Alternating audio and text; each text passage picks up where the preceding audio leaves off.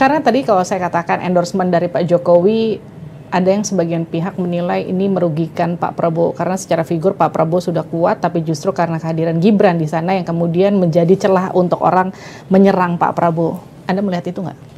Coba kalau Pak Ganjar mau jadi wakil Pak Prabowo, kan nggak ada Gibran. Kan itu masalahnya kan. Itu yang saya bilang ya, politik ini menjadi kompleks karena kita berada dalam satu sistem yang fragile gitu, nggak ada konsistensi dalam mekanismenya gitu. Kalau kemarin tuh Mbak Puan atau Pak Ganjar mau jadi wakil Pak Prabowo, selesai cerita ini dan nggak akan ada isu dinasti dan sebagainya.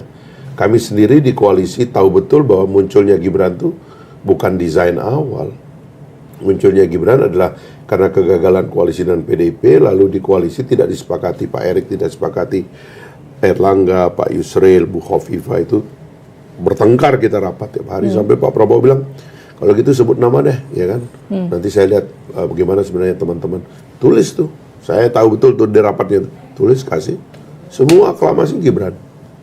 Jadi Gibran itu penyelamat koalisi juga, gitu loh. Jadi bukan kemudian belakangan dibilang dinasti karena ada urusannya lagi. Pak Anwar Usman kawin sama adiknya Pak Jokowi. Pak Anwar kan kawin sama adiknya Pak Jokowi kan sebelum ada cerita ini semua. Jadi dan dia jadi ketua MK juga bukan karena Pak Jokowi kan. Jadi kalau dibilang Gibran itu didesain sejak awal untuk mendampingi Prabowo kan? Enggak begitu. Tapi itu situasi yang akhirnya terjadi.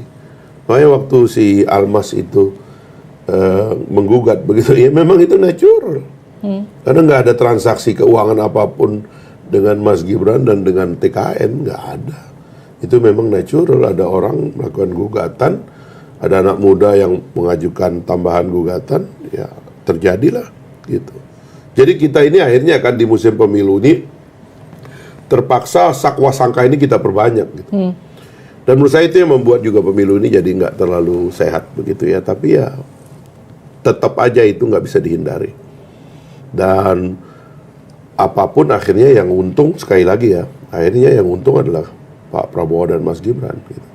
Karena dia seperti dikeroyok ya kan, dia dianggap salah terus padahal yang dia lakukan itu ya satu yang natural aja.